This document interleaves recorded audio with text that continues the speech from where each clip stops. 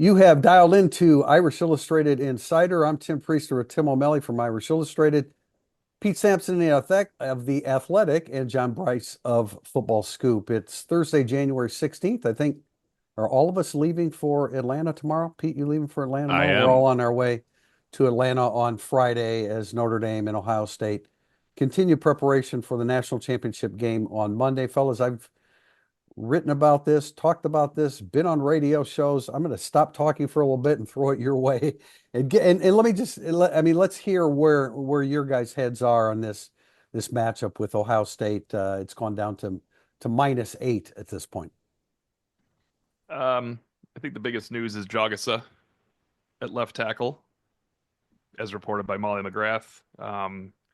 As Pete mentioned earlier in the week, Jagasa was going to start. Wonder where he's going to start. That's the question. And the only wonder is because Rocco Spindler, I assume, is going to try to play and make it through the game. I don't know if that's the best tactic or not if he's injured because he's going to have some troubles. But I would assume it's Spindler with Pendleton at the ready and Jagasa there at left tackle. I don't know if it's the right call because I'm not Joe Rudolph and he knows 105% more, even though it's impossible, than we do about the offensive line because he's managed to make this offensive line work with all the incredible challenges he's had. I guess the question is, have you weakened two positions? Joggis hasn't played left tackle in a while. Joggis is the best right guard. Probably not, right? You've probably just strengthened left tackle and weakened right guard.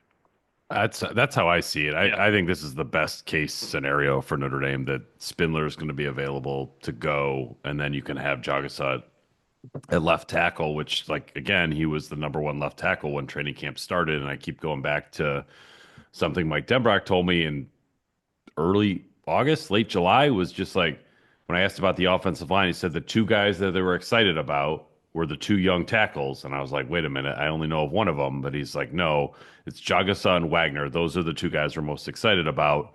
Wagner clearly has borne that out.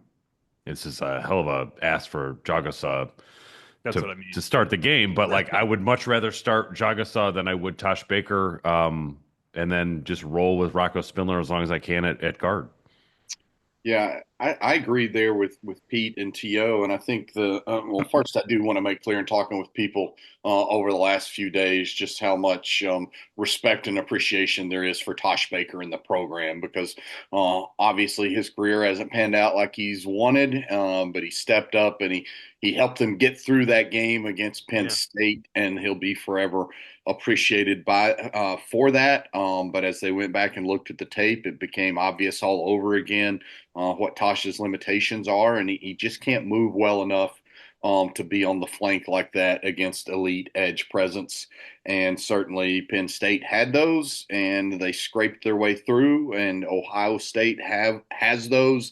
And they don't want to be able to have Ohio State game plan going in against a Tosh Baker for a full 4 quarters. And I think that's what it boils down to in the people that I've spoken with. And so I do think that the Jagasaw, it's a tough transition, but at least, again, he's got all those snaps that he played in last week's game. So it's no longer 377 days between meaningful action. It's just instead, 388 days or something since he last played tackle. But I still think that it helps Notre Dame immensely to have him back out on the left flank, and that's where they need to be. And he's a bigger, stronger presence than Anthony Knapp. He's probably not going to move as well as what Knapp was moving prior to the injury, but I still think that Notre Dame has a bigger body, a stronger body out there on its left edge now. I think what it comes down to for me is if and I had said something about Baker starting the other day, and I understand the move to with Jaga. So I guess my question would be if Spindler re-injures himself, which can easily happen because he's doing it virtually every week. Do Yeah. you do you go do you go with Pendleton at guard, or do you move Jagger back to guard and go with Baker? But it sounds like they've made up their mind about Tosh Baker in this matchup. Pendleton. I mean, I think that's probably the best move. Pendleton was starting, Yeah, most of the season. He in some way has fallen out of favor, though, guys. He was replaced at left guard. He was replaced at right guard by Yeah. Jagasa when they couldn't go with Spindler. Like, he in No, some way has true. fallen out of favor, no matter what anybody says. Like that's No, he's no true, longer like that. but it comes down to, do they want him on the field or Baker? And whether he's Yes. fallen out of favor or not, I agree that that certainly happened. But it comes down to that. And so that's where they are. It's certainly not an ideal situation. This is going to be hard enough with this is going to be hard enough with Ashton Craig and the original Right. starting Yeah. offensive line. And now it's just that much more problematic. Other areas, guys, I guess we always talk about not walking all over our questions in the second segment, but just how you're feeling about where Notre Dame is in this matchup. And let me just throw this out because I think it was Ryan McGee, Marty and McGee, and he said that Notre Dame had to play a perfect game. And I understand that sentiment, but I don't think that that's true. I don't want Notre Dame thinking like they have to play a perfect game. Ohio State's got to play better than they played against Texas. Notre Dame has to win certain categories, turnovers. We know that. Run the football, find ways. When I say run the football, like people are asking for how many yards do they need to run for? It's not about that. It's about having a 3-and-out, and then on your next series, it's 3rd and 2. You've got to convert that. And if that's on the ground, then you got to get it done. So it's more situational running. But ultimately, if you don't run in general, if you don't run the football against Ohio State with an offense that isn't predicated upon throwing the football, you're not going to be able to win the game. I think it's got to be close to perfect. Yeah, I was gonna say. I mean, I feel like if they played a Georgia style game, they would win by 3, opposed to winning by 13, and maybe feeling like you're in control of that game. Like I think it's a game where they gotta be plus 1.5 in turnovers, and those have to be impactful. And like Notre Dame's done a great job this year of like when they create a turnover, they score on it. Sometimes immediately, sometimes one play later. But they got to have something like that, and they got to have something on special teams where they either steal a possession or just outright score. I mean, if we were just saying how many 50-yard touchdown drives of 50 yards or more would Notre Dame have in this game? And the over under was 1.5. I'm not sure I would bet the over on that. On 50-yard touchdown drives. First of all, I think Yeah. 1.5 is the right line for that. Yeah. And it needs to be 2. I was going I to say think I'd probably go with 2 and go over. So that, but that's Yeah, a I good mean, line. I like it. I think it needs to be 2. Here's the working numbers that I've had. With your offense, you've got to score. I mean, where the offense just creates the yardage and scores 13 to 17 points. And then a defensive play that sets up more points, and then a special teams play that sets up more points. Can Notre Dame win this game by scoring 24 points? I think so. Yes. And that's why I say, I get it. And I realize Notre Dame's got to play really well, but I mean, I think Notre Dame can make their offense, Ohio State's offense, play poorly. Now, if it's big plays, if there's a 55-yard pass and a 45-yard run for touchdowns, you've got to make Ohio State go 12 plays, 75 yards. If you don't do that, because Notre Dame's not going to be quick strike, they're not going to be able to be without a 100% Jeremiah Love, although I think he will probably be closer to that. Maybe he's the one guy that's capable of just doing something absurd and scoring. But I don't know. Can you find a way to score 24 points? If they do, I think they can win the game. Yeah, I think I was 27 was my number. I think Ohio State's going to be a little bit more effective offensively. There's a bunch of questions on this in the second segment that I have few answers for how to win this game, but I don't think Love can be near 100%. It's been a week since he sprained his MCL and hurt it twice since, so he's just going to be really tough. Closer, a little bit closer. I mean, yeah. Cross, I think, is nowhere near it. I think that hurts a little bit. He has 2 tackles and like 1 pressure. He's getting shoved around. It's not Howard Cross. There's a lot of things that have to go right. And so I do agree they have to play perfect. There's no such thing. They're not going to pull a LSU 1997 and play a perfect game. But I do think that the Georgia formula of the huge turnover and a big special teams play doesn't have to be the touchdown. But Pete, I agree. Like Jordan Faison's the reverse return against IU the start of the half. Like that would be huge against Ohio State to start in plus territory or something along those lines. Moving the ball is, I just feel like you're going to need you need like a player to come up here. Like Jadarian Price has to come play if Jeremiah Love is playing at 80%. Jeremiah Love has sprained his MCL twice in 6 weeks. He's nowhere near Jeremiah Love. He's gutting everything out right now and jumping off one leg. Like you need someone to show up and make plays because Ohio State's going to have dudes making plays. I mean, for me, it all comes down to bothering Will Howard. And when Will Howard's on with those weapons, he's outstanding. When he's not, the games are close against Nebraska and Michigan and everybody else. So that's how it comes down to for me. Yeah, and for me, it starts first and foremost with affecting Will Howard. I think that's incredibly important, and I don't think Notre Dame affected Drew Aller enough in the first half last week. I think it has to be more obvious that they're affecting Will Howard in the first half this week. I don't think this requires the level of a perfect game or perfection that it would have taken Notre Dame to win in 2018 against Clemson or 2020 against Bama. And as good as Ohio State's offense particularly has been in the postseason, I don't want to lose sight of the fact that that's the same offense that only led Iowa 7-0 at halftime.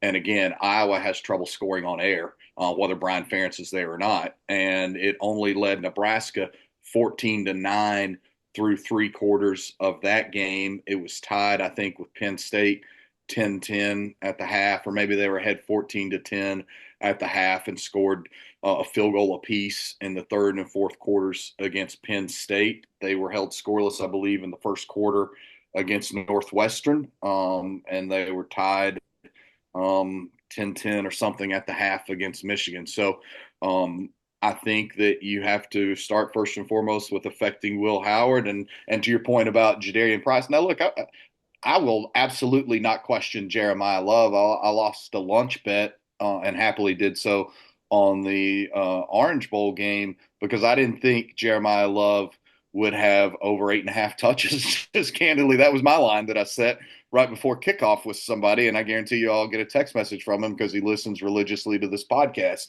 and he'll be gloating about winning a damn free lunch from me. But I'm glad I lost that lunch, and now I think with 12 days time from January 8th to January 20th that we can expect similar output, if not one or two more touches from Jeremiah Love, as long as he doesn't get re-injured earlier in that game. But I think that Jadarian Price has to have a moment in this game where he makes Caleb Downs miss a tackle and it turns into a huge chunk play. It doesn't mean Jadarian Price has to take it 65 yards for a touchdown, but Jadarian Price has to have a moment where he meets Caleb Downs in the alley, and instead of a 12-yard play, it becomes a 36 44-yard play for Notre Dame, something like that. I do think Notre Dame will have more than 2 50-yard scoring drives, or I'm taking the over if it's set at 1.5. Maybe I'll bet Pete lunch so I can have a chance to either. Those are touchdown drives, by the way. That's fine. That's fine. I'll take. How about scoring? Give me the over on 2 scoring drives. Okay. Yeah, I mean that's what they need. That's what they need. There's no way. That's the path to victory. And also, I want to do you guys think Jeremiah Love 12 touches, 46 yards beats Ohio State? No, but I think Aeneas Williams 2 catches for 62 yards does. Yes, exactly. Okay. Yeah. I don't think I'm guilty, and I didn't get to join you guys Monday for the pod because I was at the AFCA convention in Charlotte, but that is going to net some bonus coverage in advance of Monday's title game, so I'm glad for that. I don't think I did a good enough job of complimenting the work that Mike Denbrock did last week, and I thought the second half particularly was the best half of football that Mike Denbrock probably called all season. I thought he was excellent. I thought it helped that he had Jeremiah Love out there running like an absolute madman. But the early shot that he dialed up to Aeneas Williams, some of the other plays that he took, I thought he had some design runs to Riley Leonard that came with expert timing. I thought last week was the best half of football that Mike Denbrock called all year. Yeah. To have a 32, 36, and 54-yard passing plays, that's going to be hard to do this week. But they have to do that again. That was huge last week. All right, wrapping up segment one, we did have some interviews with players yesterday. I'm going to let you guys go first, but I'm going to talk about a brief conversation with Leonard Moore, who almost undoubtedly is going to be matched up most of the time with Jeremiah Smith. Pete, Tim, I know you read the transcripts. Pete, you were there with me. JB, I'm not sure what you've had a chance to see. I was there but with you, TP. oh, there you were. Gosh, I can't keep track of where everybody is. I'm so sorry. Yeah, for I me, can. and then I'll turn it over to Pete real quickly. For me, it was talking to Josh Burnham about how good this staff is at halftime adjustments, and I asked him if there was one halftime in particular this year that stood out better, and he said honestly, the last game we made some changes to take away stretch run from Penn State. That was significant, and he just said Marcus Freeman helped everybody reset by taking a deep breath, and he acknowledged that, like, it felt like it was 20-3 or 30-3, and it was only 10-3. And so a couple of those guys mentioned just being able to take a deep breath and game perspective at halftime last week. Riley Leonard talked about how good they are at making halftime adjustments, and he just pointed obviously to the coaches, but also said it had a lot to do with the selflessness of this football team.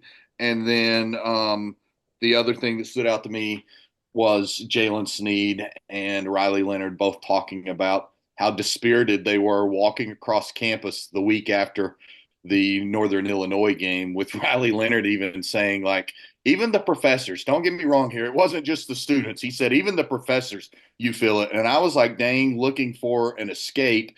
And even the professors sort of take on the feeling of the football team. And that was rough. And Jalen Sneed said, we were an embarrassment. We were the embarrassment of college football. It was a disgusting feeling walking across campus. JB, Yeah. you starting to get a wonder about me here. That's twice now in the last week that I said you weren't there at interviews, and Yeah, I'm just wondering what I've done to piss you off. I still had you in my mind placed in Charlotte. My apologies, guys. Chime in, please. I spent some time with Jaden Greyhouse. I'm always interested to sort of see like how players view their own seasons without coming across as like it's just for the team. I am a robot. Everything is for the team. And like Jaden Greyhouse has had a weird season, and he said like the way that it's ending definitely gives him some more confidence moving into next year. He felt like the Orange Bowl was a long time coming, and I was like, yeah, I keep saying that. But it happened for him. And then we talked a little bit about the moves he put on the Penn State DBs. Like one of them was so bad the kid transferred to Rutgers, I think. So it was pretty impressive. Yeah, and then Jalen Seed was fairly self-reflective about this season feels like it's got some soul to it for him because of how hard it was to get to this point. And I don't think he's always been like open to talking about that, but he was a little bit more yesterday. Yeah, I thought it was interesting reading when his response to was it a harder road than you thought? Oh yeah. Yeah, that was my it was a much question. harder road than he thought from when he anyway, he admitted he was a little too skinny there at linebacker. I found it interesting downstairs when they asked Jalen Sneed what stands out, what's the hard thing to stop about Ohio State's offense. Did you see this video? Oh no, I didn't see it, what no. he say. Well, I'll try to do my best imitation of it. I don't know. I can't think of anything. He said, I can't really answer that. Yeah. Really. Yeah. He just couldn't come up with something, which is I was like, wow, they're kind of but Yeah. that's a he'll find some things I'm sure during the game. But Yeah. it's Jalen Sneed's growth for these playoffs, he's been really impactful as a pass rusher. Remember, he started the Georgia game with that tackle for loss too. I did hear that, and you could kind of see it on film. You would never know this without hearing it, but when you look at it on film, he's the one that let Ty Warren loose when Jack Kaiser intercepted that ball. Jack Kaiser just saw Ty Warren escaping. That was not his coverage, and he ran back and picked off the pass. Oh. Like when those are some things you just don't know even watching on film, because someone points to Sneed and Sneed points to him, and then he just realizes Warren escapes and he starts chasing him afterwards. But the difference in Jalen Sneed would have those plays all the time last year and earlier in the year, and now he's making big plays to go with every occasional little mistakes. But he'll have to have another big game because there's going to be some plays made on the edge where guys like Snead and Kaiser and my man, oh man, I've been on multiple radio shows and podcasts this week, so I hope this works out. Kingston Viliamu-Asa is a different player than he was even in November. He Yeah. was fantastic on tape against Penn State. He was really good against Georgia too in only 12 snaps. I agree. I think KVA absolutely can be an X factor in this game. And I don't think we laugh about it. Jalen Snead was not being dismissive or disrespectful of the Ohio State offense. He was also asked upstairs, T.O., about what kind of special coverages they can do against Jeremiah Smith or what within those coverages would fall to his responsibility. And he paused for a moment and just said, I can't really answer that. And it was basically like, that's not my responsibility. So I think he very clearly knows what his assignments are in this game, and he's not going to be matched up on 4 ever.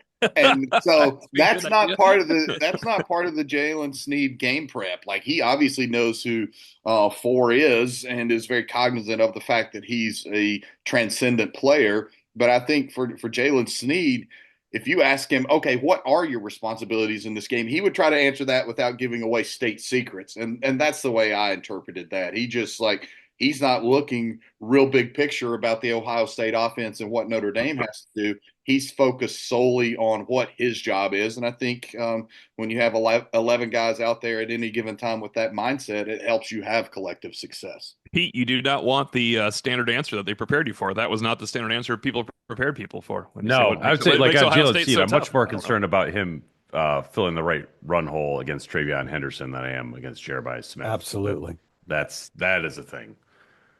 Looking to upgrade your wardrobe, founded by Notre Dame alum Gao Wang, you've seen ESQ's custom clothing on the player walk and all of your favorite players and coaches. With more than a decade of making the best bespoke clothing available, ESQ will help you look and feel your best.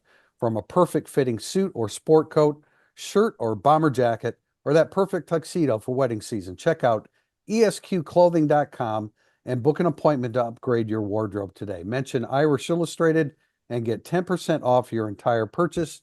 That's esqclothing.com. Segment 2 is burning up the boards. That's next. If you're coming to a game this season, you have to check out Game Day Your Way, Notre Dame's tailgate service provider. Game Day offers everything you need, including tailgate gear, catering, and even beverage delivery right to your spot. And their Irish Express transportation from Chicago allows you to tailgate while you travel to their all-inclusive party zone in South Bend. Let Game Day deal with all the hassle so you can focus on the fun. For tailgates, tickets, transportation, and more, visit GameDayYourWay.com. Welcome back to segment 2, burning up the boards. Our first question from Howens22. He wants us to look back instead of forward, which is not what Marcus Freeman would like right now. But the good thing is we are not on the team. What is the most impressive play of the playoff run so far? But what about the most important play? Since we're going back, I wanted to ask you guys this. The center for Penn State was Nick Dawkins. You know who his dad is? It's Daryl Dawkins, Tim. Oh, well, Chocolate Thunder. Nice. Yeah, how about that? No, I wish That's Penn State would have won. Great question. I mean, there's so many plays. There are numerous plays to argue for. I'm going to argue for R.J. Oben's strip sack at the end of the first half against Georgia. Is this most important you're doing? Yeah, most important, most impressive, most important. I mean, then you could go to Jaden Harrison, of course, expanding it to a 17-point lead. But for R.J. Oben to be the guy that makes that play when you're figuring that okay, they're going into half at 6-3, and then had the opportunity to take that 10-point lead. I will. You know what? I'm going to go with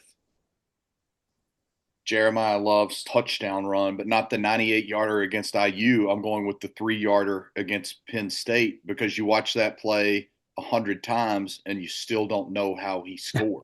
You're on most impressive right now, probably. I think that's the most impressive play. But I will say, right there alongside it, I would go with Jaden Harrison's kickoff return for a touchdown, because it required expert patience, which is pretty hard to do as a kick returner when you start to see something open up. And then he had to get through a couple of arm tackles and then catch the edge and outrun everybody. So as good as Jeremiah Love's 98-yard touchdown run was, It was blocked. You can go back on film and see exactly how and why that play happened. But for me, it's Jaden Harrison and Jeremiah Love's 3-yard touchdown run. We should have a draft for these.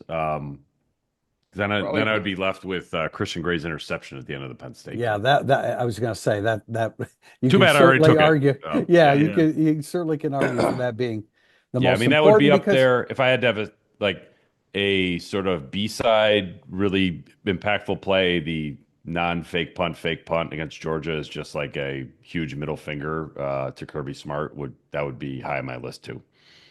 Yeah, my most impressive is Jeremiah Love's touchdown run against Penn State because it's the most impressive 2-yard run in the history of college Yeah. football. That's the right answer. That's my most impressive. The most important for me is actually Jaden Greathouse's touchdown because this is the only play where they were trailing. There was 4 minutes left. They're down 7 points before midfield. Drew Allar's not driving that team down for a field goal if Christian Gray doesn't pick it off. It was just kind of great that he did to set up overtime. But Jaden Greathouse's touchdown is the most important to me because I still think they could have beaten Oben's my second pick. I still think they could have beaten Georgia 13-10. They're down 24-17 to Penn State with 4 minutes left. Jaden Greathouse scores a touchdown. Yeah, it's a good call, Tim. I think it's a really good call. Question. Oben's was crazy. That's nuts, man. Like that was just the most in terms of like shock and awe. Right. It was like out of body experience. The third question, most surprising. That would, I mean, that's hands down. We have a question from Bobby1556. How much autonomy does Riley Leonard have at the line of scrimmage? It seemed there were a handful of times versus Penn State that his outside receivers were matched up in one-on-one press coverage with no safety help. I could be wrong, but those seem like perfect opportunities to adjust the play and take a shot with the outside guy. Does Leonard have the ability to make these changes at the line? If you don't mind, I'm going to jump in because I actually asked Leonard yesterday. We've had, I can't remember which one of our subscribers that's been pleading for us to use his question. I didn't have an answer for it until yesterday, and that was, who makes the calls at the line of scrimmage, him or Coogan, or how they go about doing it. And it sounded like he gave John, you were there, weren't you, when he responded to this? It starts with Coogan, and then ultimately Leonard has the final say on the field. And he admitted, I had asked him a question after the game, and rarely do you see Riley Leonard not really accept a question very well. But it was about, he was making some checks in the first half that Mike Denbrock didn't necessarily think were the best moves. And he said, yeah, he was a little uncertain in some of the run game checks in the first half, and it was a lot more decisive in the second half. Yeah, he basically said that run game checks a lot of times originate with Pat Coogan and pass game checks originate with him. But he said he has final say on all, and he made clear, much like a coach, that when a check works, it's because of Pat Coogan, and when a check does not work, it's at the feet of Riley Leonard. That was a great question. Go ahead, Pete. Yeah, I was going to say, to answer the why they don't do it more, it's just like they're not that good at it. If they had Jeremiah Smith or Jamar Chase, then it'd be a different story. And like the best part about Riley Leonard is like the fact that he's a true dual threat, and when you have to put another extra guy in the box, he still is often beating him in the run game. So I think they're just more effective when they think run first, even if they have one-on-one on the outside. It's not this is not a world-beating group of wide receivers, but the play Jaden Greathouse made on third down midway through the second half, like if you saw that more often, then I think Bobby 1556 would really be onto something. But like those kind of plays have been fewer and farther between than Notre Dame probably would like. I like the question because we all remember, everybody can find this real fast on their game tapes because people always still have their game tapes at Penn State. Remember Abdul Carter running down Riley Leonard on 3rd and 5, and we were like, that's the only defensive end that can run down Riley Leonard. Well, at the start of that play, Jordan Faison and Jaden Greathouse on 3rd and 5 have absolute 100% free access availability to throw them both the ball for a first down without blinking an eye. The corners are off, and they brought 7 guys up. That's got to be a check. You don't have to be good to catch that ball. Go look at the right side, top of the screen. I cannot believe it. I didn't see it live either, so I don't blame Riley Leonard. That's a joke. But there are situations where it's not even beating someone. When they're going to outnumber you, you just got to hit that quick one. Yeah. And again, Pete, you did a good job answering the actual question that was asked here by Bobby 1556, but it's a lower percentage decision for Notre Dame. And I mean, Notre Dame's in that mode right now at this stage, especially as you go into Ohio State, that I mean, it's about ball control, it's about possession. A lot of this is going to be about time of possession, and it's just a lower percentage decision in a game of that kind of magnitude last week. From Judge Arthur Vandelay, how does Denbrock attack the Ohio State defense? Their second best defense in the country against the run at yards per carry, and the best pass defense in the country. Where are the relative weaknesses, and how does Notre Dame take advantage? There aren't really relative weaknesses. I mean, I think I'm exaggerating a little bit, but I think if there is a weakness anywhere on the three levels, I would choose the third level. And Caleb Downs is there, and veteran Denzel Burke is there, who's a little banged up, by the way. Davison Igbinosun is the most penalized cornerback in the country in with the ball in the air, whether it's a hold or interference, which I don't think is. I mean, I don't think that's by accident. There are times where it's just better for him to hold than it is to get beaten. So, I mean, they've got to run. I think you've got to probably get the ball to the running backs through the air. I think you continue to do some of the stuff that you've done with Aeneas Williams. Maybe the cat's out of the bag with Jaden Thomas. It is a really, really difficult matchup for any team in the country. The only team that has scored more than 17 points against Ohio State is Oregon twice. They had 21, which were garbage points in a blowout Rose Bowl. And then, of course, the 32-31 game. Nobody else has scored more than 17 points against them. Yeah, I think and this ties in a little bit to the last question. As much as you want to see Notre Dame have some chunk plays and get some explosives, unless that's early in the game and they go for touchdowns and you put Ohio State in a real predicament that results in some predictability, I think Notre Dame has to attack in a way that 3, 4, and 5 yard runs are real wins for Notre Dame on Monday night. Anything that mirrors the way it was able to stay on the field across the second half against Penn State when it nearly exactly flipped the first half script. When Penn State was on the field for like 17-15 in the first half and Notre Dame was on the field for whatever 11:45 in the first half, then Notre Dame had 17-20 in time of possession in the second half. I think time of possession Monday night is maybe the most significant in any game it's been all year for Notre Dame. If you look back at last year's game, there's two real reasons why Notre Dame held them to 17, and 7 of it never should have happened. Number one, they're great on defense. And number two, Ohio State had 8 possessions.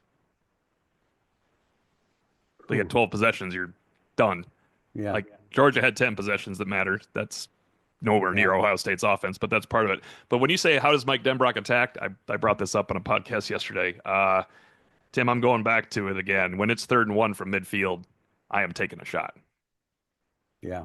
And then 4th and 1, I understand you want the ball. I get that. And then 4th and 1, you go for it. Yep. Or maybe 4th and 1, you take that shot too. Like, that'd be. I mean, I'm serious. Back-to-back shots on 3rd. No, I know at a different time. No, like at I'm a different saying time. Cool. Yeah. Pete wants 2 touchdowns, 50-yard drives. You know, you get one, 4th and 1 from your own 50. You take a shot. Like you're getting a matchup. That's the way to get a matchup. That's the way Riley Leonard could look at one matchup. Yeah. Get the ball out. I just think I shouldn't have said perfect game. They have to do those things. You have to be like, they got him. Like they've been waiting on this and they got him. On the wide receiver screens that I remember, Tim, Georgia game, I kept saying, quit throwing the ball horizontally. Oh, yeah. You can't go anywhere. That is fake it horizontal and someone hits something, the release block. You need these in this game. My whole point is 4th and 1 at the 50, you get it. You have 49 more yards to go on the best defense in the country. So take your shot when you have a chance to take a shot, because you can't take a shot from your own 20 very easily. Yeah, 33 and 44 at the edge are so good for Ohio State. You wonder if maybe some tunnel screens or slipping the backs, just having them rub in protection and then circling around over the middle of the field. You wonder if Notre Dame has a couple of opportunities to hit plays like that Monday night. I think those are the types of plays that Notre Dame will need to both loosen up that Ohio State defense and also plant that in the backs of the minds of JT Tuimoloau and Jack Sawyer. Maybe a shovel pass, and they haven't done a whole lot of that. If you got to get through those two big defensive tackles to do that. But anyway, Pete, I'm sorry. I just I want was to just throw saying, that in. get Leonard outside the pocket. Yes, he doesn't trust his pocket right now. Yeah, just get him outside the pocket. Pocket might not be great anyway, and just sort of like mess with the angles of Ohio State's secondary that way about like how I'm covering you, like man zone, like just give Leonard a cleaner look down the field. And it's like I probably mentioned Chris Mitchell's catch against USC way too many times, but like that kind of play where it's just like he's outside the pocket, he's going to scramble it. I just threw it for 15, 17 yards down the field. Like that's down the seam. Like that's the kind of stuff that I'd like to see Notre Dame try against Ohio State. Our next question is from accounting teacher, ACCTG Teach. We found some clarification.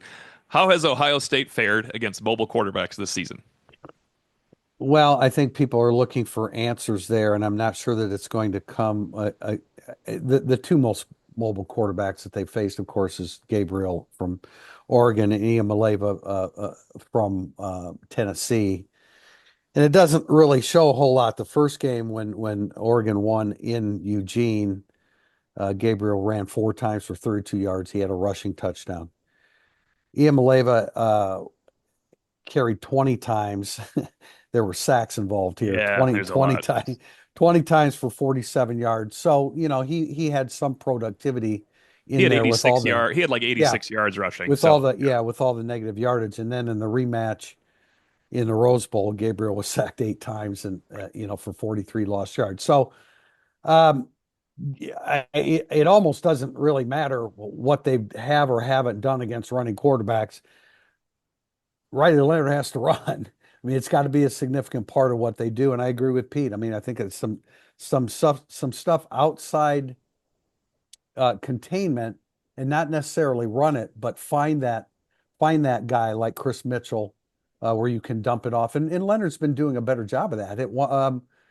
He had one of those, I'm not sure which drive it was. It was a key one in the second half where it looked like he was going to run, and it was a 3rd and 3, and he dumped it to Greathouse and moved the chains. So I think it's important to get him on the edge, not necessarily just to run it all the time, but to still keep the RPO alive. And Iamaleava ran more in that playoff game than he ran in any other game this season. He's not really a dual threat quarterback in the mold of a Riley Leonard. He only had 358 net rushing yards total on the season, even with that playoff performance. And so that just wasn't a huge part of his game. And I also think that as good as Ohio State's defense is, some of those numbers against the throw game are a bit obscured because, Michigan doesn't believe in the forward pass, or didn't this past year, and still found a way to win that contest. Dylan Gabriel in Oregon obviously did, and they had much more success in the first game than in the second game. But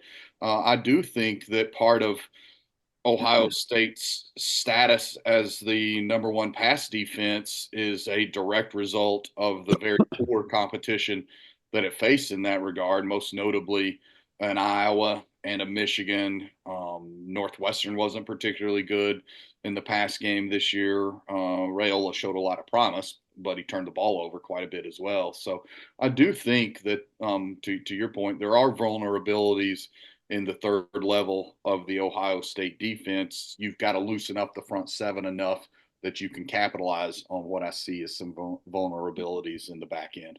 Yeah, they didn't really play running quarterbacks either when you look through it. I mean, you Not mentioned, really. You mentioned Michigan and Indiana and Michigan State and Iowa. You're not looking at running quarterbacks here. And then Gabriel, it didn't matter what Gabriel did in the second game because they were down by 100. You know what? If Riley Leonard's down 35-0, he can run all over the place for Ohio State cares. That's what happened with Oregon and Dylan Gabriel. So I think Riley Leonard's going to be a different animal for them. I'm saying they're athletically prepared for it, but it's a really interesting thing that John brought up about. I always talked about like Notre Dame didn't play a good quarterback until week 12. either, other than Tyler Shook. So both, I think maybe you have to have a you don't want to play the 7 best passers in the country to have the number 1 passer rating. I think Ohio State and Notre Dame are. Ohio State's secondary has advantage on Notre Dame's receivers in passing game, though, is the issue, and we have to see if Notre Dame's secondary can get out there and mitigate Ohio State's big plays and, of course, scoring plays. Yeah. Hey, that was something I wanted to mention about my conversation. Well, and that's for another time. Anyway, sorry. We move on to TK Browns. Will Ohio State copy the USC offensive game plan, given that USC had the most offensive success against Notre Dame and Ohio State has similar offensive talent to USC? I think that Ohio State is vastly more talented than USC at the wideout position. And I think overall that Ohio State has a better O-line and definitely better running backs than USC. I will note, interestingly enough, as I've talked to people in and around the program this week, Notre Dame very strongly believes that it faced a pair of much better tailbacks last week than what it will face this week against Ohio State. They respect Judkins and Travion Henderson, but they don't think they're as good as what they faced last week in Singleton and Allen. So Jaden Maiava is inaccurate as he oftentimes was. I think probably has a little bit more arm strength than Will Howard. But yeah, I can see that. I can see the attack being similar, especially if Notre Dame is no more successful getting pressure on Howard than it was on Maiava. And then when they tried to dial up the pressure on Maiava to start the second half, that's when USC hit a bunch of underneath stuff and some crossers. And you don't want Carnell Tate and Emeka Ibuka and 4 running crossers on your defense. I don't care how much faster Notre Dame is defensively. I think, Tim, go ahead. I'm sorry. No, I was just thinking back to the previous question. Drew Aller had success running against Ohio State. I just want to throw it in there. You know why? They didn't care. Like that was Drew Aller escaping Right. a few times for runs. It's Yeah. just it's a whole new ball game with Riley Leonard. That is the game plan, is Riley Leonard. You know, we got to remember that, I mean, USC lost Woody Marks real early in that game. And so they were not in the position to run the football like Ohio State is.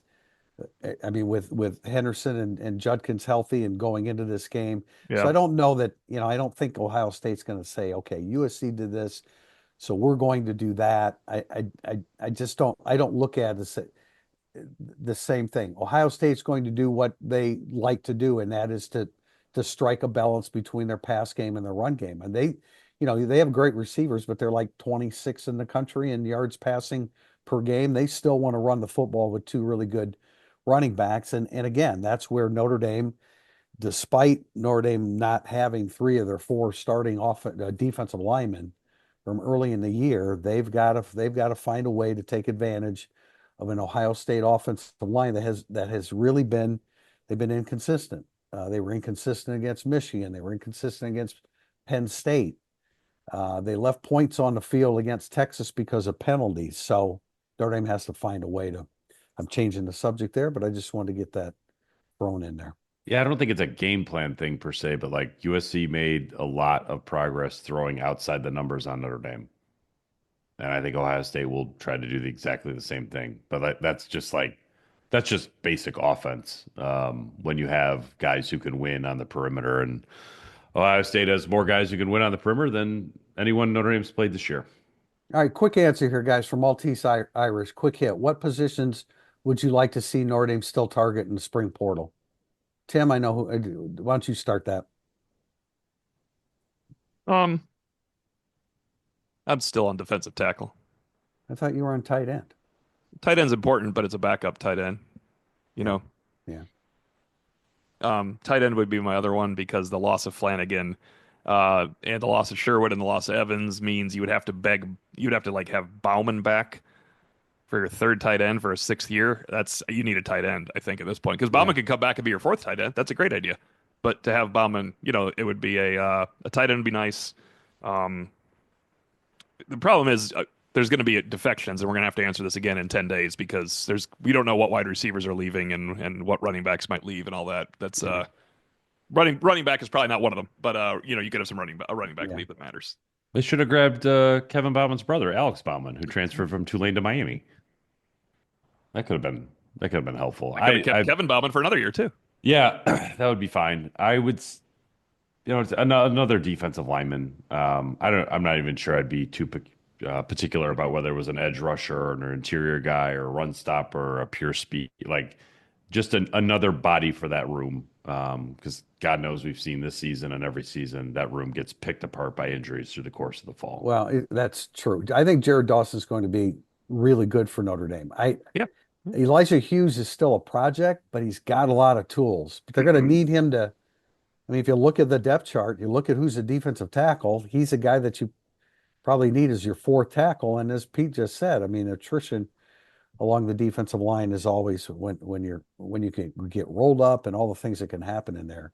So I'm Yeah, all let's for let's that. make him the fifth tackle. That's how I'm That going. would be that would be, and they have him for 2 years. John, you have anything you want to Yeah, throw in here? well, real quickly, I wanted to piggyback on the last question because you're talking about some of the mistakes that Ohio State made, and they only averaged 4 penalties a game in their first 14 games, and then they had 9 last week against Ohio State. So if you're Notre Dame, you want to try to figure out a way to inflict more of those self-inflicted wounds on Ohio State. To have 9 penalties, I think, for 75 yards, that's significant. As it pertains to the portal, if you only gave me 2 choices, both of my choices would be D line, particularly one more in the interior and someone else to supplement the edge because, Boubacar Traore and Jordan Botelho are both going to be coming back off significant knee injuries to open the fall. And then if you gave me a third choice, I'd probably go at wide out again, just because, Malachi Fields doesn't get here until the summer, I believe, and has some health stuff he has to clean up in the meantime. So, yeah, that would be the 3 for me. Question from Perm. What percentage man versus zone coverage has Notre Dame played all year? Seems to primarily be man from my view, but curious what reality is. Tim, do you have an exact number? I mean, it's Pete well tracks into that. the. You got that? You have that, Pete? I do not have that in front of me, but I want to say it was like in the 55% most of the season, man. We saw it way earlier in the year, Pete, like late October, right? When we saw that, and we were but I'm sure it didn't change that much. Yeah, which was way up there. Here it is. It's earlier in the year. This was actually at the end of the season. Okay. It was 56.6%. Again, behind only Purdue. Which just ruins everything. But Purdue played man with only one safety. That's the problem. Yeah, no, it's kind of ridiculous. You're not allowed to do that. Question from Sully Patrick. 1 week from now, what will the news be regarding coaching changes and players entering the transfer portal? Voluminous, more? I don't know. This is going to be more than what we've had so far. Pent-up demand. Yeah, exactly. The pent-up demand will be satisfied. How's that? Yeah, I think when you look at Ohio State, there are real questions about the hierarchy of their coaching staff. There's been a lot of whispers that Ryan Day, particularly if he wins a national championship, will get some NFL looks and that he would be willing to entertain those more so if he does. I think I've been told that Chip Kelly very much eyes a return to the NFL as an offensive coordinator. I was had that point hammered home to me this week in Charlotte by somebody very, very close to Chip Kelly, who spent multiple seasons working with Chip Kelly, a good friend of his. So I think he very much eyes a return to the NFL as an offensive play caller if the right fit is there. And if Kingsbury gets a job as a head coach, I think Chip Kelly could be a natural fit for the Washington Commanders. I'm quite certain he interviewed for that job last year. I think Al Golden, based on my talks in Charlotte, will absolutely have decisions to make about the NFL. And then Mike Mickens of course, a lot of that would depend on Golden, but Mickens, one way or another, I think is going to get interest as a defensive coordinator, whether it's Notre Dame or somewhere else. And if Golden leaves, and it's probably Notre Dame, would you say he would probably become the coordinator? I think at this point, I don't think I would say that. You don't? I don't. Okay. I'm going to say yes, just like the over 1.5, Pete. Well, two bets out there. To me, that's why I always get back to just just because they're a great Actually, I don't want that coach, bet to ever happen. I want Al Golden to be the defensive coordinator for another game. Yeah. And Mike Mickens be right where he is. It's perfect. Given the way that Marcus answered that question, that I wasn't even necessarily really asking about Mickens as much as I was asking about how he empowers his coaches. But given the way he answered that question a couple of weeks ago in New Orleans, if there's a vacancy atop the hierarchy of Notre Dame's defense, I would be very surprised if Mike Mickens wasn't at least elevated to co-defensive coordinator. And Pete, what makes you That's what I've heard. okay? I was gonna say, somebody asked He's me. not just randomly throwing one out, Yeah. No, right? no, I made I don't even remember what the topic was, and the guy says, "Well, why would you say that?" And I'm like, Yeah. Yeah. I don't understand. I don't understand your question. What do you mean? I don't. Yeah. would Why I do you think we that? say things we say? We're not just pontificating the whole time, Yeah. unless it's a game prediction. For God's Why, sakes. why would you say that? I don't understand your question. Question from Irish Dodge. Other than fate or it was meant to be, are there any rational reasons to pick Notre Dame to beat Ohio State? Yeah, I mean, you can Yeah. bother Will Howard. I think I'm just going back to what Bryce said, and I've said it a few times. This isn't Clemson 2018 or Alabama 2020. Ohio State's been the best team most of the year. When they look good, they look the best by far, but they don't always come close to looking their best. So, the one thing I'll say is, and I think I said this to everybody, I thought the semifinal was the time to get them coming off their roll of how well they were playing. I thought Texas was the best chance to get them. But I mean, Notre Dame can get them too. I'm just saying that like that was the time for them to have to regroup and keep at the highest level. They didn't elevate, as Marcus Freeman would say, going into the semifinal. Now they have another chance to elevate. So, I mean, Will Howard. If you bother Will Howard, he's incredibly human, as opposed to Trevor Lawrence. If you bother him, he was just gonna beat you anyway. Yeah, I think I enumerated earlier all the reasons that I believe Notre Dame could win this game, and it starts with, a 7-0 lead against a just miserable Iowa team, and losing to a very pedestrian, and that's an insult to crosswalks, Michigan team, and the other struggles that this Ohio State team has had at times. I think that Notre Dame has to find a way to damage Ohio State's confidence early, because as much belief as Notre Dame has right now, I think Ohio State probably has more for the way that it is playing. The best time to have gotten Ohio State would have been had Ohio State been the 9 or 10 or 11 or 12 seed somehow in this playoff, because they had dropped that late season game to Nebraska or to Indiana or whomever it was. So, but it's not impossible. There's nothing about this that makes me say it's wholly impossible for Notre Dame. It just takes a complete performance, and we'll dive more into the things that I think must happen for Notre Dame to win, I'm sure, when we pod on Sunday. I think there's plenty of good reasons to think Notre Dame can win. I mean, and one of the biggest ones is like, if this game is tight in the fourth quarter, who's going to play loose? Who's going to play tight? Right. It's like the IU game when we said if Notre Dame is close with IU at home in the fourth quarter, that's going to be terrible, because who's going to be the pucker factor. I think, look, and Notre Dame has shown twice that they know how to like drag Ohio State into an ugly football game. So there's ample precedent that they could do that. And if they do that again, I think Ryan Day is going to look across the sideline and like maybe he'll see a mixture of like Lou Holtz and Jim Harbaugh over there and just like just tense up. I could 100% see that happening if the game's tight. Yeah, I think like if you're talking about head coaching decision making, I will take Notre Dame's head coach over Ryan Day. Now things get evened out a little bit in the coordinators, because I mean there are a whole bunch of good coordinators in this game. But yeah, I go back to, can Notre Dame hold Ohio State to 20 points? Maybe they won't, but they could. And if you hold them to 20 points, 21 wins. So I think there are, I do have a little bit of it was meant to be feeling about this, because it's been 23 games since Notre Dame played Ohio State, and that was a game that Notre Dame should have won. And this is Marcus Freeman's alma mater. So if we're going to throw in the fate or it was meant to be categories It's into the this, third year, Tim. You're leaving off every coach it's the wins in his third third year. year. Okay. It's the third year. Yeah. Except for ones that don't. Notre Dame's got some magic to them. Why not? Why not? Other than, again, it could be like you were feeling, Tim, at the end of the first half against Penn State, like, okay, they finally reached that point.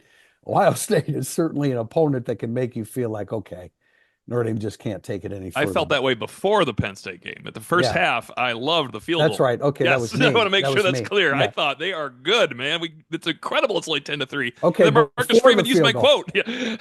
Before the Yes. field goal, I don't think Or- anybody's feeling very good. No. In fact, I said if he misses this field goal, the game's over. So that was a big deal. But that was Question- worth more than 3 points. Question from C. Domer. Notre Dame wins the championship on Monday. What's the storyline? God, I mean, like what happened in the game? Well, I mean, Or- I think a lot of the or stuff we- that we just like, are we talked talking about where the Marcus Freeman statue is going? in place of the one that they were going to put up for Brian Kelly. Oh, that's right. they You were said never it. gonna put that. Nope. There's no mythical place to put it on Yeah, campus. thank you for hanging a lantern on that, Tim Priester. Yeah, I just think it would be one of the great college football stories ever. That's I mean, all. Just yeah, ever. that's it. I mean, just that. It would cap like the greatest. I mean, if you're not, like, I'm writing the story for tomorrow, where I've talked to Notre Dame fans who are like going to all 4 games. Like, I got a lot of people in what that a friggin' storyline, I think. month! Yeah. What a month! Yeah. Like, this doesn't get Unbelievable. any better than that. If they were to win this game, they would win 3 quote major bowls in 3 weeks, which they hadn't won one in 31 years. Yeah, on top of the IU game, which, like, when you talk to Notre Dame fans, say that often are like, that was the greatest home atmosphere I've ever seen. Yeah, that is the overwhelming sentiment that I've gotten, and I raised it to someone. I said, "Okay, Ohio State 23, ignore the result, but that was the first that Notre Dame kind of tried to do the more light show and have in-game stuff." And they're like, "Yeah, that was pretty close, but IU was better. IU was special."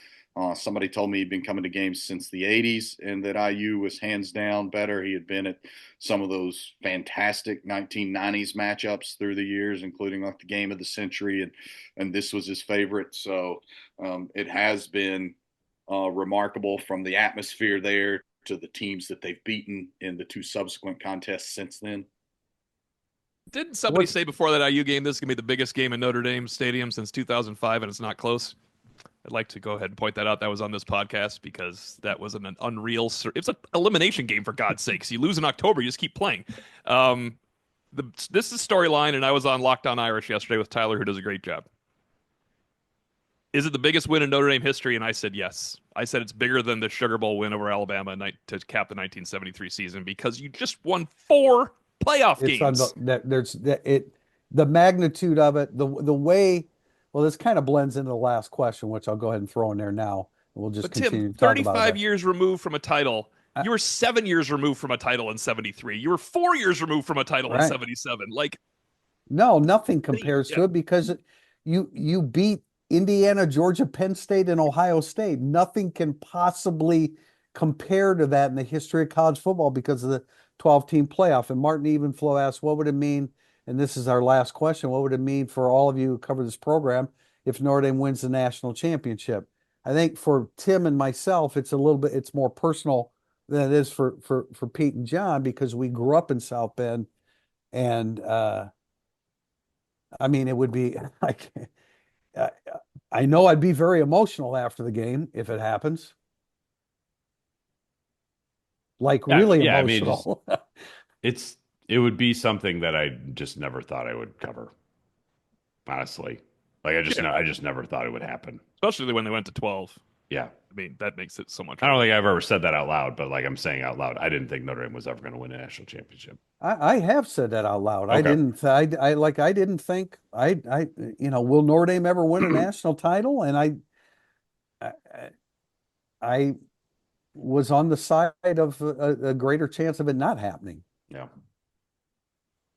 And And that hasn't they yet. they may not, and Well, it they may be, haven't. we don't know We can when save they'll this get one for another. post game, right? Yeah, I mean, we don't know. Yeah, we'll go walk all over these comments, but if they don't win, who knows when. No, but when they've they'll had a get another- wonderful run. The run is part of it. The run, like Pete's story, I know you've talked to some of my friends for this. The story's amazing. The story's absolutely remarkable. That it started with the good. home game. I mean, everything about it. The New Orleans part, the Sugar Bowl is another part of the story, that people had to fly home, that flew in for the Sugar Bowl and had to fly home and not go to the game. People had to do that? That's insane. Oh, Those people still got wow. on a plane and went to the Orange Bowl. and they're getting on planes and going to Atlanta. This is the best run as a Notre Dame fan you could have. It's remarkable. I don't know what's close to this one. I mean, it's gonna be ridiculous Nothing now. is close. Nothing is So, close because nobody beats Georgia, Penn State, and Ohio State. could have And played again, Miami of Ohio 12 times in the regular season. You still beat Indiana, Georgia, Penn State, and Ohio State to win the championship. It's incredible. I mean, and even Ohio State Yes, would be able to make the same claim. They had Sure, open they with lost. They had open with Tennessee. Their revenge tour, they lost to Michigan in there was a 20. Okay, I always give Ohio State grace because Michigan's Michigan, and I think Will Howard, once he got hit in that game, looked over and was like, it's not really that comfortable playing football anymore. But it was a 23-point spread. It's a 23-point spread, and they lost that game, and they bounced back Unbelievable. from the hatred to get here too. That's impressive too. John, jump in here, John. Oh, you're on mute. Oh, You're on sorry. mute, That hatred fueled them. Yeah. Ohio State. They just only had 3 weeks of it, whereas again, it's so fresh in the minds of Notre Dame's players. After visiting with them last night, the utter disgust and contempt they very clearly felt on their own campus after losing to Illinois, and I think that's very much been a part of spurring them along. I thought Riley Leonard's answer to my question about how we have guys talking trash about team success and other teams have players talking trash about their draft stock. I thought, and Drew Mintock did a great job of tweeting out that quote last night as he worked through some of the material for some stories he's doing for Irish Illustrated. I thought that was particularly telling, but this has been a phenomenal year. I've been doing this for 2+ decades, and now I've gotten to, over the course of my career, cover games in the original Orange Bowl, the original Cotton Bowl, the Rose Bowl. I got to add the LA Memorial Coliseum this year, Sugar Bowl, Orange Bowl. Yeah, it's phenomenal. It's the stuff you don't ever expect to get to cover because college football is so beautifully unique that so much is happenstance every year. And then you see again that this team has had to overcome so much, particularly on its defense, but also its offensive line. And again, it's not just 4 significant guys out on defense, but it's 3 of those 4 being NFL players, absolute NFL players. And there's not a chance in the world that Ben Morrison and Boubacar Traore, as long as he comes back healthy, and Riley Mills are not NFL players, and Jordan Botelho will probably be an NFL camp invite. So, I told Mintock last night, if Notre Dame wins, then you start thinking about parade coverage. And I jokingly said, good Lord, how many overtime lives is Priester going to want to do if Notre Dame wins this game? I'm glad Bryce brought that up. I want to ask Pete and Tim that because you guys, Pete, you've lived here for 25 years, 24 years, and Priester for much longer. One of the reasons I was asked a couple times, I don't remember what show it was on, how Marcus Freeman is viewed. I said he has been accepted. This team, this particular football team, and Marcus Freeman have been accepted by the local fans well more than anybody since Lou Holtz. And I don't think it's close. I don't think fans ever liked, and you might scoff at this, Tim. I don't think fans ever liked Brian Kelly. And I don't think fans like Charlie Weiss for very long either. And they definitely didn't like Bob Davie, and the Tyrone Willingham thing wore off in 2 months. Yeah, well, I mean, the purple face, yes, Brian Kelly, he opened 1-3 too. That was the beginning of the end. And quite frankly, having covered Lou Holtz, there was always a faction that didn't like Lou. They liked him a lot in '88, though. Well, they liked him. Yeah, I mean, when he went from '88 to '93, they liked him a lot. But there was always a faction that, he runs the ball too much and this and that. Marcus Freeman just has this personality, especially during a run like this. And he had to get past 2 months of Northern Illinois first to be totally embraced. But I feel like this last 2 months has embraced the program's football team and Marcus Freeman. Not even close to anything else. Yeah, because of the 12-team format that has allowed him to that's the world we live in. Yeah, to accrue love love showered upon him at a rate that never could have happened before. Someone put it. I kept writing about Notre Dame with the most wins ever and the most whatever. So I was like, you got to quit comparing it to the 1966 team. I go, well, they won more games because they had to play 5 more hard ones or 4 more hard ones. They deserve the credit for beating these teams. Yeah. They deserve all the credit they're getting. It's an amazing run for It Notre is. Dame. And if they can, I mean, I'll be outside my mind. Just not It'll during the be- game, Tim Priester. No, not during the game because Pete, I was really good last week. Okay. Tim, was I'm I gonna not? Yeah, have no, to I can confirm vouch this with O'Malley in the media hospitality suite I this was weekend. I was really good. But this one would be, I mean, this one would just mean it would mean a ton. So we'll wait to see if that actually happens. But again, I think I have mentioned this. We are attempting to do a live stream from the Weston Peachtree Plaza, which is where the media hotel is. We want to do that on Sunday, the 19th. We're still trying to work out the logistics. If not, we'll have our Jack. You'll be available, correct? If not, we'll Jack, please. You'll be available for a regular podcast. We don't pull Yeah, this Oh, of off. course. I wouldn't. Yeah, appreciate that. One way or another, we will be coming to you from the Weston Peachtree Plaza before Notre Dame takes on Ohio State on Monday. So until then, Tim Priester, Tim O'Malley, John Bryce, and Pete Sampson, this has been Irish Illustrated Insider.